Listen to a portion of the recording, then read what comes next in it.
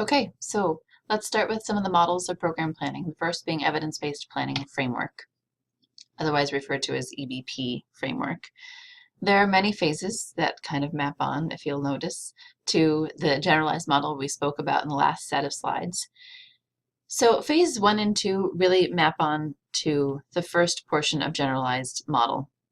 This is a combination of community assessment and quantifying the issue. So I'm thinking back to our class discussion last week where there was some confusion between background and needs assessment. And here's why. It was a muddy point for some of you because it's muddy in reality.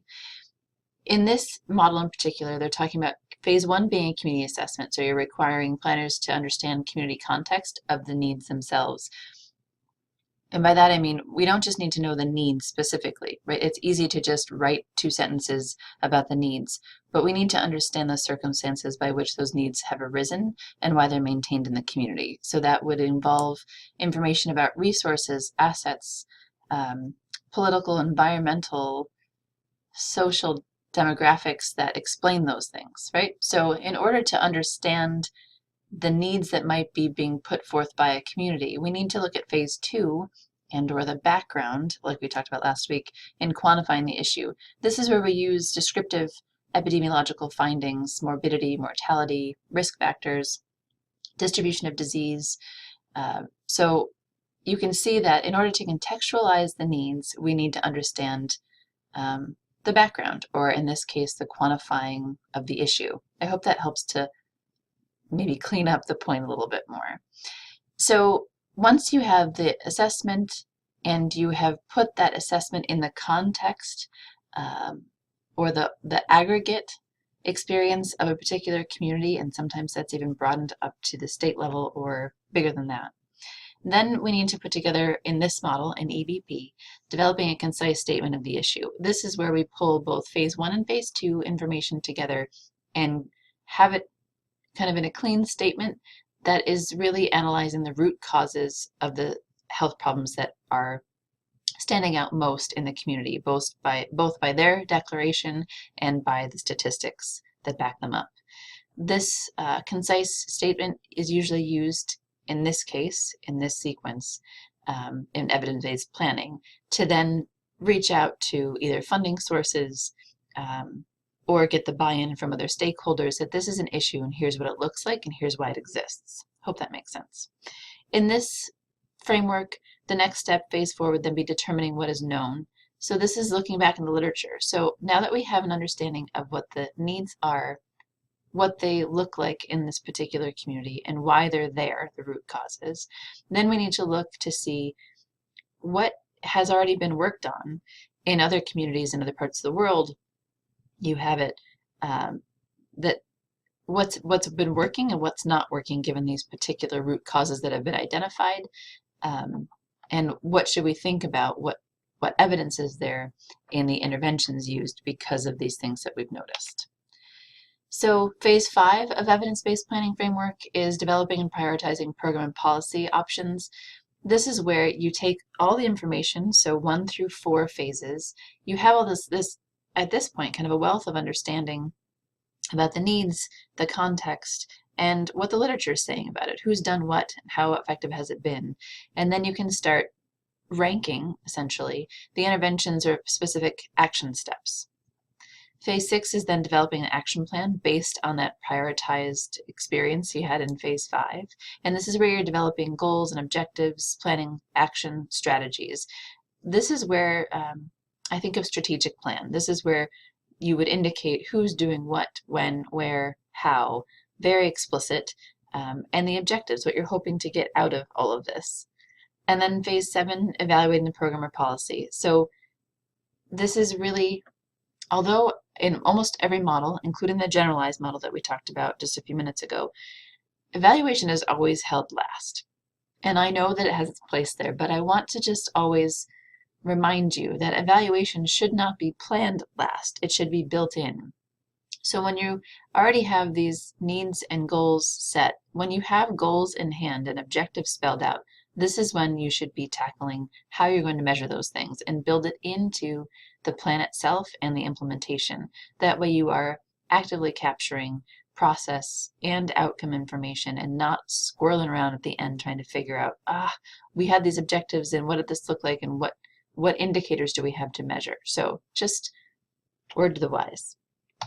So moving on to the next one, mobilizing for action through planning and partnership, or MAP. I want to underline partnership. This is what this particular model focuses on. This was put out about NACHO, not Nacho. I said it wrong far too long myself. The National Association of County and City Health Officials. And this was really, this model was put together to help county level or city level health departments to plan on their own to improve health in the needs that have arisen in their communities. So the emphasis, as my dad always says, is on partnership. So MAP, I think, is quite a lovely model, but it takes a lot more time because it's really focused and rooted in partnership. So although it might take longer than some other plans, sometimes it can be more rewarding because there's so much partnership, but my Lord, can it take a long time. So when you think about these steps, so going back to the generalized model, this starts a little different, right? This is organizing and forming partnerships, and in this phase 1 of MAP is when you are putting together and instituting different organizations or groups within the program planning process. So this is where you get your core group of folks, stakeholders, community members. It's where you are forming your committee, essentially, who will then help to spell out the rest of the program planning process.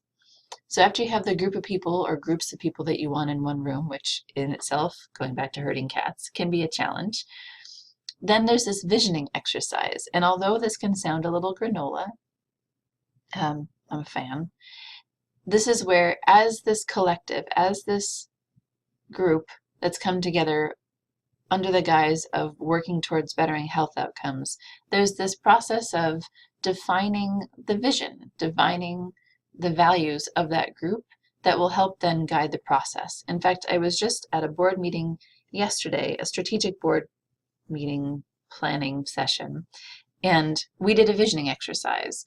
We had our goals and objectives of this particular agency that's a new nonprofit to support refugees, particularly around parenting. But in the mission statement, it didn't necessarily reflect all that we hoped and our values. So the facilitator had us stop and popcorn ideas about what we think our values, our core values are as an agency. And it was incredibly helpful and, in fact, kind of emotional to see the values that were popping up. So that is an organization that is focused on supporting refugee parents and children who often end up, especially kids who are born here and are brought here at a young age and are assimilating, although I have issue with that word, to American culture, adapting to American culture in a different way than their parents might be. And there's this division between their original home culture, so to speak, and the new culture. And these same families often end up trying to navigate the court system because there are far more, greater number of Child Protective Service phone calls on refugee families from schools, from neighbors, you name it. So we had this idea that we want to support parents in these ways, but when we talked about the values and we saw them all in front of us, things like we're stronger together, or open borders mean homeland security, it helped us to sit back and realize what the true mission is and where we're functioning from. It's the same process here in MAP. I hope that helps to clarify. So you get your partners in the same room, kind of like a board meeting, and then you vision.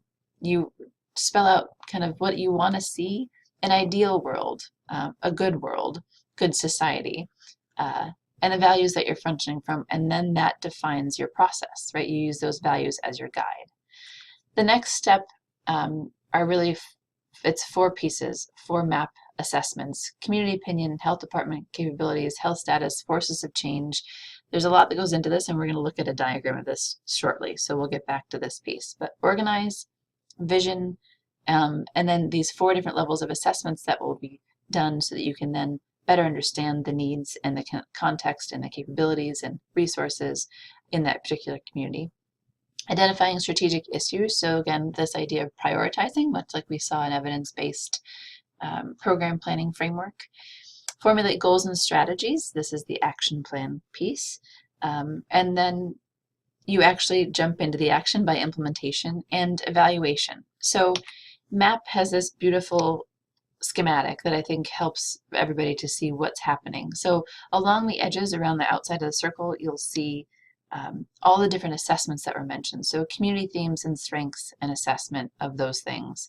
So it's not just what the needs are, but it's what the strengths are of the community. Along the, I guess it'd be your right side, local public health system assessment, what resources are there, what capabilities are there for the public health system in that particular community. Community health status assessment. So this is, I think, kind of the background where we're looking at the statistics from an epidemiological perspective of what the context is of the needs that are coming out or the strengths and assets that we're seeing.